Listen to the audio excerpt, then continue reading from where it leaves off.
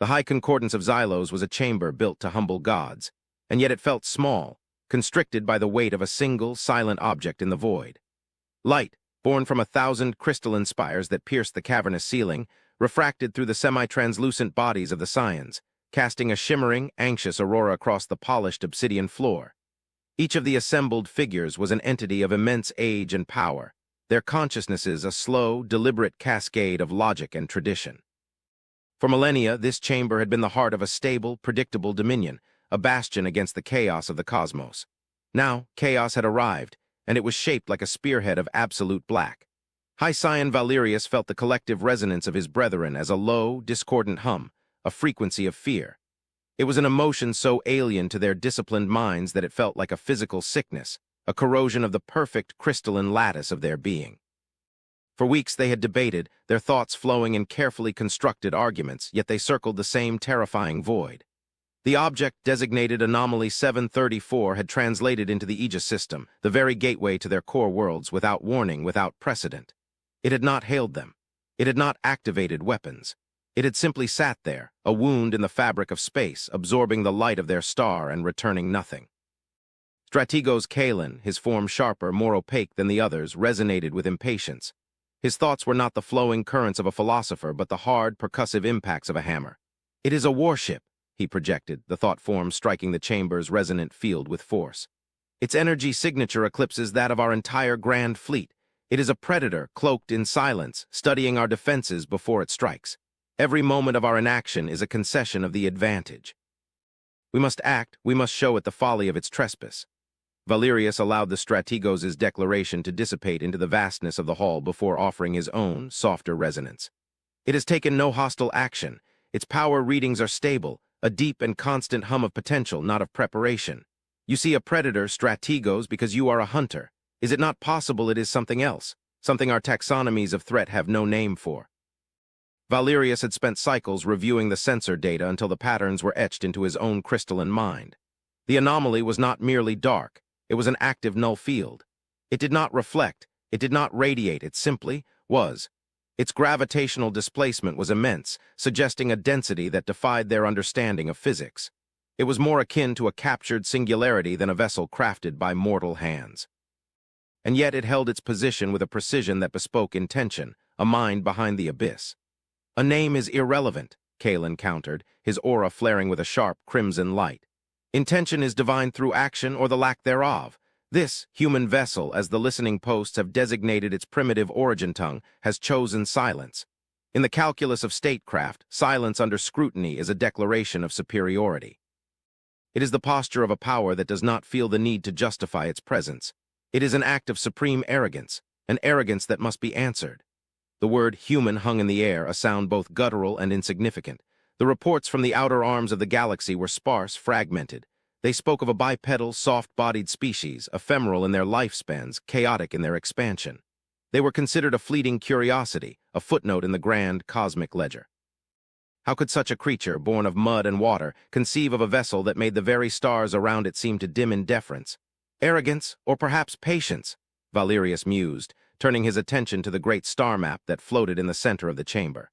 A single point of perfect blackness marred the serene blue glow of the Aegis system.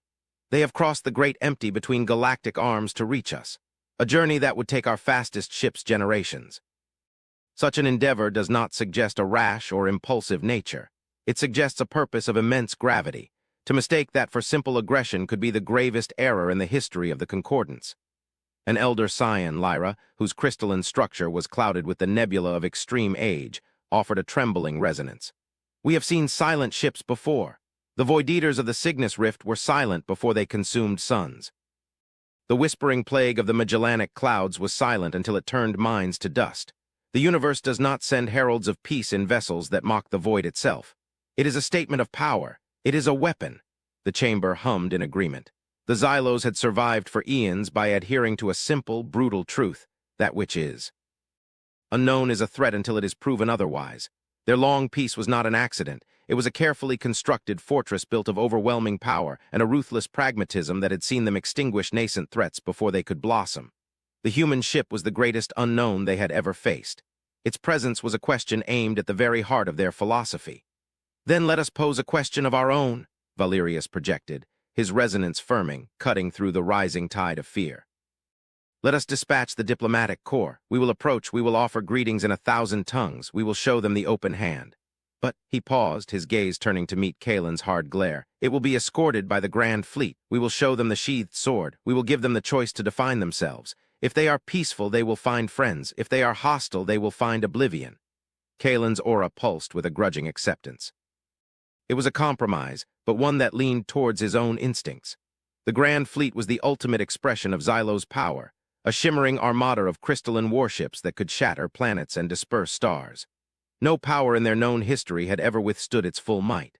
The thought of this silent, black intruder facing the incandescent glory of their fleet was, to him, a satisfying image.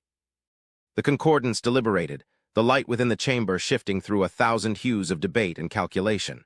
Valerius felt the currents of thought, the weighing of risk and honor, the deep, instinctual fear of the other. He, too, felt that fear. It was a cold whisper that suggested their long, stable reign was at an end, that the universe had finally produced a power that operated on principles they could not comprehend. When he looked at the star map at the single point of black, he did not see a ship. He saw an answer to a question they had never thought to ask: what lies beyond the safety of the known? The decision, when it came, was unanimous. Valerius himself would lead the delegation. He would be the one to stand before this enigma and demand its name. He would be the first to look into the abyss and pray that it did not look back with hostile eyes. The journey to the Aegis system was a silent, stately procession. Valerius's diplomatic vessel, the Stellaris Asterisk, was a marvel of Xylo's engineering, a ship spun from pure light and solidified energy, its form a complex, beautiful geometry that sang a soft, harmonic tune as it slipped through the void. It was a vessel designed to awe, to communicate peace and sophistication in its very existence. Yet, as they drew closer to the designated coordinates, its brilliance felt fragile, almost naive. It was a candle approaching a storm front. Flanking it and stretching for uncounted distances in every direction was the Grand Fleet. Thousands of crystalline warships, from the swift, needle-like interceptors to the colossal fortress ships whose energy cores burned with the light of captured suns, moved in perfect, synchronized grace. The combined energy output of the fleet caused the very fabric of spacetime to shimmer, a visible announcement of power that should have made any sane civilization recoil. But the human ship did not recoil. It did not move. It did not react at all. As the Xylo's armada translated from hyperspace in a wave of incandescent light, the anomaly remained as it was, a perfect, unmoving silhouette against the distant starfield. Valerius stood on the bridge of the Stellaris Asterisk, his consciousness linked directly to the ship's sensorium. He could feel the human vessel, not just see it. The data streams were a torrent of contradictions. Its mass was orders of magnitude greater than its size suggested. Its energy core was silent, not dormant but silent in a way that defied thermodynamics. It was a contained paradox, a physical impossibility that hung in the void as a silent rebuke to all they knew. "Open a channel," Valerius commanded, his thought form calm and precise. "Broadcast the concordance greeting on all frequencies, standard diplomatic protocols." The ship's communication suite, a device capable of mimicking any known form of communication from radio waves to telepathic resonance, began its work. It sent out the intricate Xylo's greeting, a complex mathematical and philosophical treatise that declared their peaceful intent and their dominion over this sector. It was a message that had always, without fail, elicited a response. For a long, tense moment, there was nothing. The fleet held its breath, its energy systems humming with readiness. Kalen's presence was a hot spike of anticipation in the fleet's shared consciousness. He wanted a reaction. He craved the clarity of conflict. And then a response came. It was not on any of the broadcast frequencies. It was everywhere. A single, pure wave of information directed not at the ship's comms array, but at the me. ND of every single Xylos in the fleet simultaneously. It was a voice.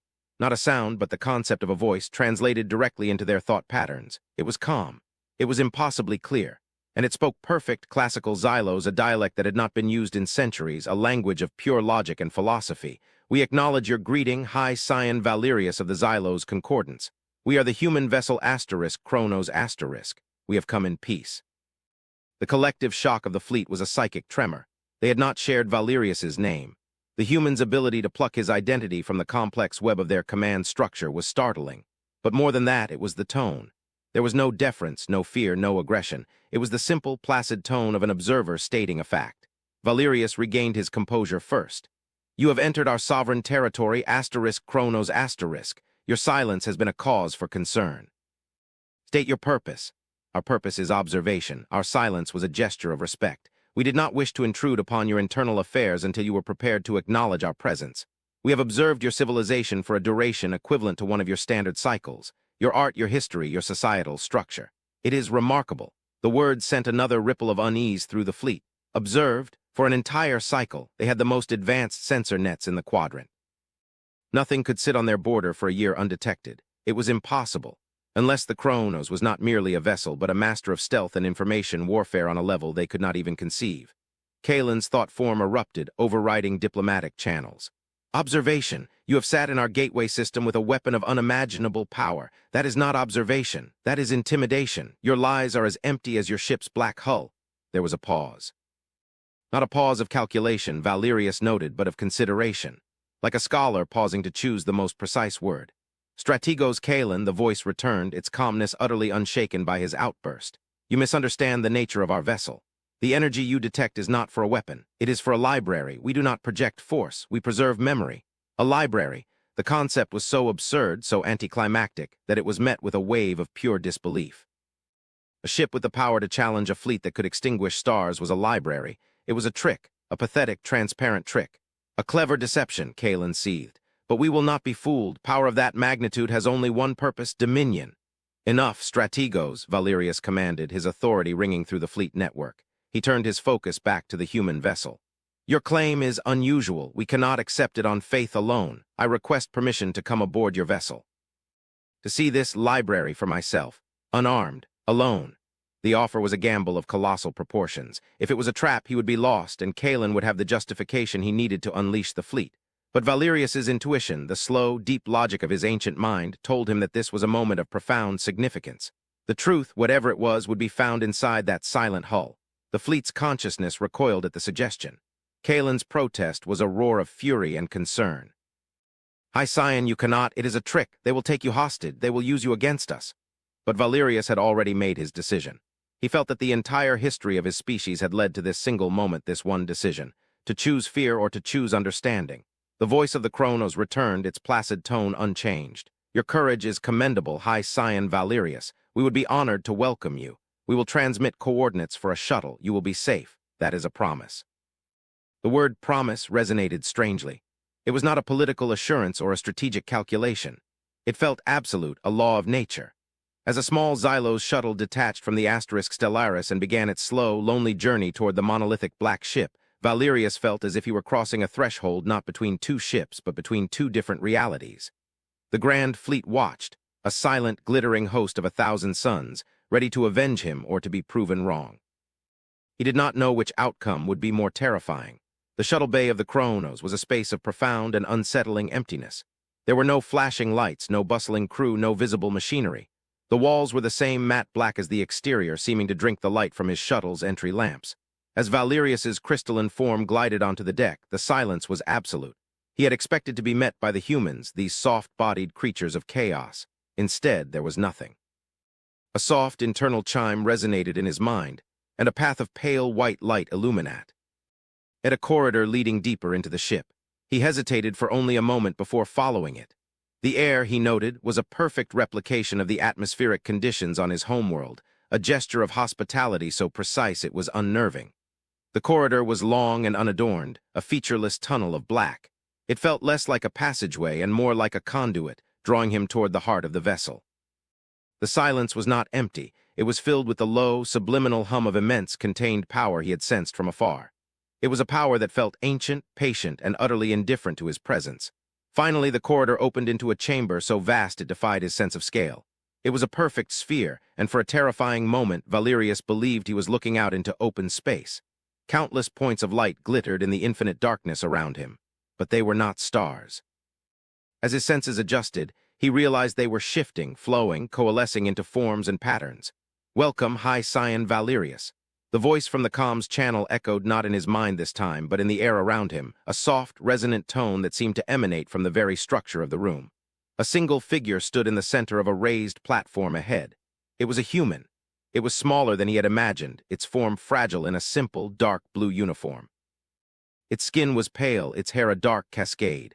Its face was a landscape of soft contours, and its eyes, two dark, intelligent points, regarded him with a calm curiosity. There was no visible weapon, no armor, no sign of the immense power she commanded. "I am Captain Eva Rostova," she said, her voice the source of the resonance. "Welcome to the archive." Valerius glided closer, his own form shimmering with refracted light. "Captain, your vessel is not what we expected." A faint smile touched her lips, a subtle, alien gesture. "That is a sentiment we encounter often. What you expected was a warship. The Kronos is what our species built instead." She gestured to the starfield around them. "This is our library, this is our purpose." As she spoke, one of the points of light drifted closer to Valerius. It expanded, resolving into a breathtakingly detailed, three-dimensional image. He saw a city of impossible, spiraling towers, inhabited by beings of pure gas who communicated in symphonies of light. He watched their civilization rise over millennia, their art evolving, their philosophies deepening. He saw their sun begin to die. He witnessed their final, beautiful symphony as their world was consumed by fire. The image was not a recording, it was a memory imbued with the emotion, the sorrow, and the profound peace of their end. It faded, replaced by another. A race of silicon creatures building a computational engine the size of a solar system to calculate the final digit of pi. A species of aquatic nomads who navigated the dark oceans of a rogue planet by singing stories into the water. He saw 1,000 civilizations, 1,000,000 stories, each one preserved with perfect, heartbreaking fidelity. "What is this?" Valerius resonated, his own mind reeling from the influx of alien experience. "How is this possible?" "The archive is a quantum repository," Captain Rostova explained, her voice soft but clear over the whispers of a dying galaxy. "We do not record light or sound. We record the quantum state of a moment, a place, an entire history. The information is complete. It is a perfect echo of what was. We do this so that nothing is ever truly lost, so that no story ends in silence." Valerius felt the immense, terrifying truth of her words settle into the core of his being. The energy signature that Kalen had mistaken for a weapon system of apocalyptic power was the engine required to sustain this sanctuary of memory. It was an engine designed not to kill, but to remember. The conquest they had feared was not of territory or resources, but of something far more fundamental, oblivion. You do this for all species?" he asked, his voice thought trembling. "All that we can reach, all that will allow us," she replied. "We arrive, as we did here, in silence. We observe, we learn. When we are certain we understand enough to ask, we make contact. Some, like you, are wary. They see our potential and assume it must be for war. Others are welcoming. Some are dying, and they see us as their only chance at immortality. We offer them all the same choice, to have their story told forever." Valerius gazed at Rostova, this small, soft-bodied creature who commanded a vessel that held the ghosts of 1,000 empires. He saw not arrogance, not aggression, but a profound and heavy sense of duty. The humans were not conquerors, they were librarians at the end of time. "Why?" Valerius asked, the question the very core of his confusion. "What purpose does this serve? History is for the living, these civilizations are gone, this is a collection of endings. Every star Ease, Rostova said, her eyes looking past him into the swirling cosmos of the archive. "Every species faces an end, whether from within or without. My people have faced it as well. We learned that the universe is vast and uncaring, but the stories within it are not. They are precious. To preserve a story is to defy the silent, empty end that awaits all things. It is the only form of victory that matters. We do this because we believe that a universe that remembers is fundamentally different from a universe that forgets. It gives meaning to the struggle." The sheer philosophical weight of her statement was staggering. The Xylos, for all their logic and order, had built a civilization designed to last, to endure. They fought against the chaos. The humans, it seemed, had accepted the chaos as inevitable and had chosen to fight a different war entirely. A war against meaninglessness. "Strategos Kalen believes you are a threat," Valerius stated, testing her. "Strategos Kalen is a soldier," Rostova replied without judgment. "He sees a nail, and we are the most powerful hammer he has ever imagined. He cannot be blamed for his perspective, but we are not a hammer. If his fleet were to attack, we would not fire back." Valerius was stunned into silence. "You would not defend yourselves with this power?"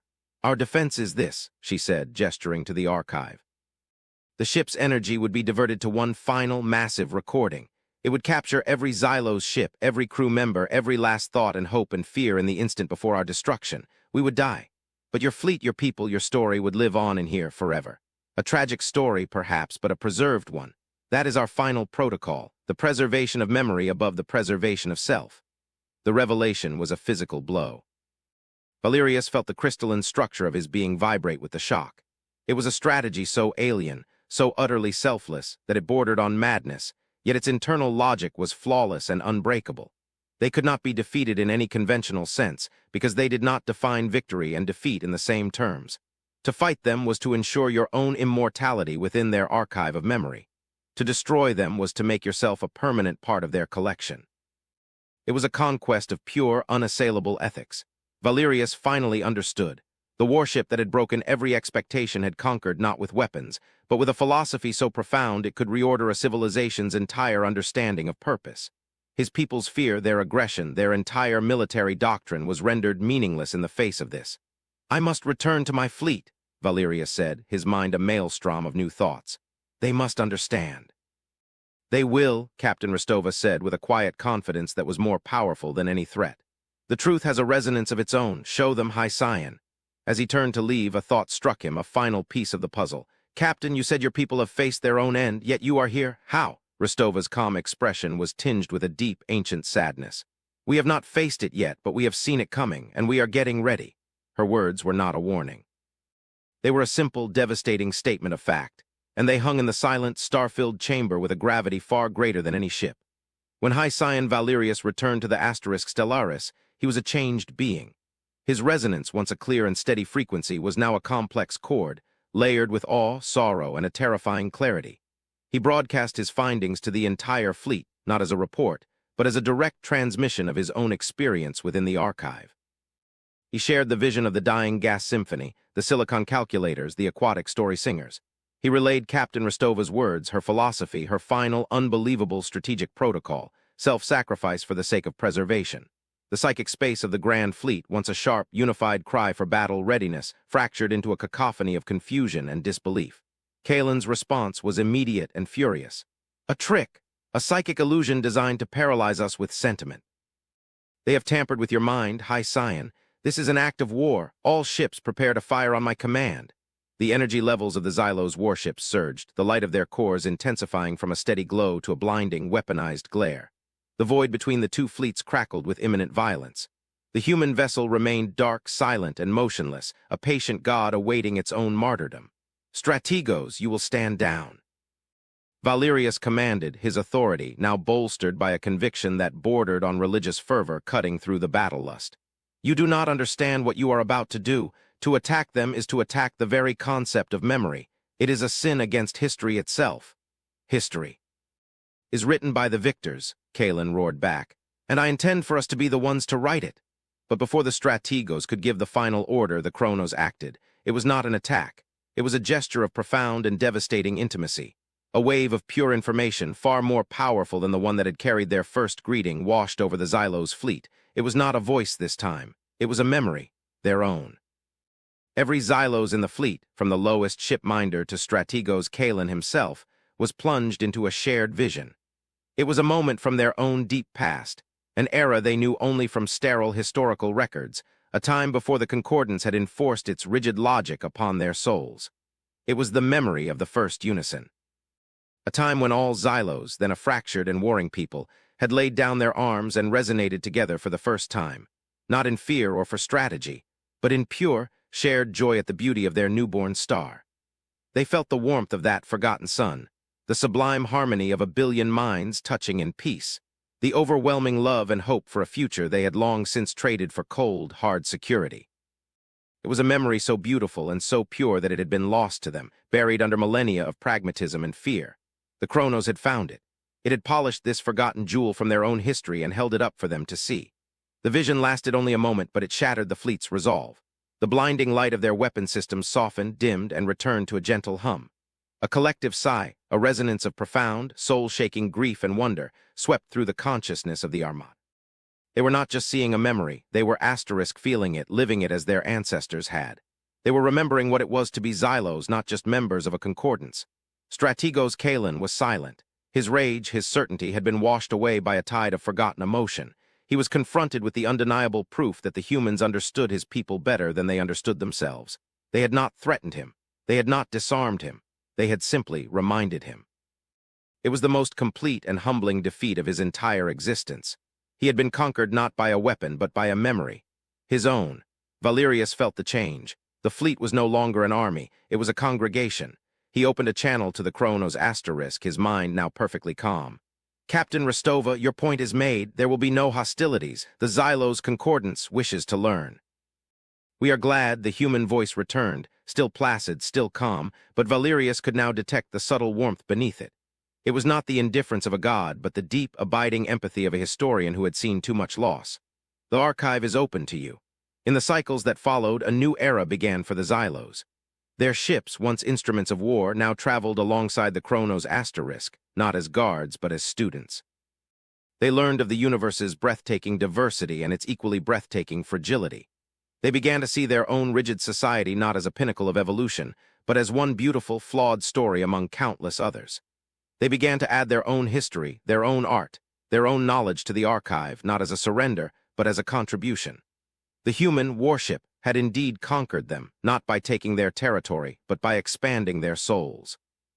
Valerius spent much of his time on the Kronos asterisk, conversing with Captain Rostova. He found the humans to be a species of profound contradictions, soft-bodied yet resilient, short-lived yet obsessed with eternity, emotional yet capable of a logic so deep it became a form of ethics. He learned of their home world, Earth, a planet of chaotic beauty and relentless change that had forged them into the adaptable, determined creatures they were. It was during one of their long conversations in the heart of the silent archive that Valerius finally returned to the question that had haunted him since their first meeting. "Eva," he said, using her given name for the first time, a gesture of deep trust. "You said you saw your end coming. I have studied your people for a cycle now. You are not a species that surrenders to fate. You fight. You innovate. You endure. Why this resignation? Why build these arcs of memory instead of arcs to escape?" Captain Eva Rostova's calm facade finally showed a flicker of strain. The deep sadness he had glimpsed before now filled her eyes. She did not speak. Instead, she gestured to the center of the archive chamber. The swirling kaleidoscope of 1,000 civilizations faded, replaced by a single immense image. It was a map of the entire observable universe.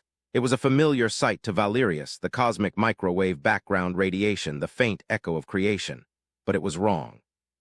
At the very edge of the map, a section was missing. It wasn't black. Like the space between galaxies, it was a perfect, featureless, absolute nothing. A patch of reality where there was no data, no radiation, no energy, no space-time curvature. It was a hole in the universe. And as Rostova accelerated the timeline of the projection, the hole was growing. It was not expanding like a balloon. It was eating, consuming the edge of reality, one galaxy at a time, slowly, patiently, inexorably. "We first detected it 3 centuries ago," Rostova said, her voice a near whisper. "We called it the Great Silence. It is not a natural phenomenon. It does not radiate anything. It does not reflect anything. It simply erases. Physics breaks down at its edge. Information ceases to exist. It is a slow, creeping dissolution of reality itself." Valerius stared, the logical processors of his mind struggling to comprehend the scale of the threat. It was not an enemy. It was not a force. It was an absence. How do you fight nothing? "We dedicated our entire civilization to understanding it," Rostova continued. "We built instruments that could see to the edge of time. We simulated 1 billion different cosmological models. The conclusion was always the same. It cannot be stopped. It cannot be outrun. The universe is not expanding into empty space. It is being unwritten. It will reach our galaxy in approximately 1 million of your cycles. It will reach yours in 3. The numbers were so vast as to be meaningless, and yet the finality of them was crushing. This was the human's end. This was their asterisk end. This was the end of everything. "So this is why," Valerius breathed, his own light dimming. "The archive, it's not a philosophical choice, it's an act of desperation." "Not desperation," Rostova corrected gently, her gaze fixed on the creeping void. "It's an act of defiance. We cannot save our bodies. We cannot save our worlds, but we can save our stories. The silence can consume matter and energy, but it cannot consume a memory that is already told. We are building a library that will, we hope, survive the end of the universe itself. A final record, a single point of light that says, 'We were here.' We cannot defeat the silence, but we can refuse to be silent. We can ensure that the last voice the universe hears is not the sound of its own forgetting." Valerius looked from the terrifying map of the encroaching void to the small, determined human beside him. He finally understood the full, devastating depth of their purpose. The Kronos was not a warship. It was a promise made by a young, fragile species to the entire cosmos, a vow to stand as a witness against the final, absolute dark. It was the ultimate expression of hope in the face of utter hopelessness. He looked around the archive at the ghosts of 1,000 fallen civilizations swirling in the dark. They were no longer just tragic endings. They were an army of memories assembled by humanity to wage one last, impossible war against the end of all things. The Xylos, he realized, were the newest recruits. Their fear, their pride, their aggression, it had all been a prelude to this one, singular, transcendent purpose. Standing there in the heart of a human vessel that had conquered his people with a truth more powerful than any weapon, High Scion Valerius felt no shame in his defeat. He only felt an immense, humbling sense of gratitude. For in a dying universe, he had finally found something worth fighting for, the memory of light.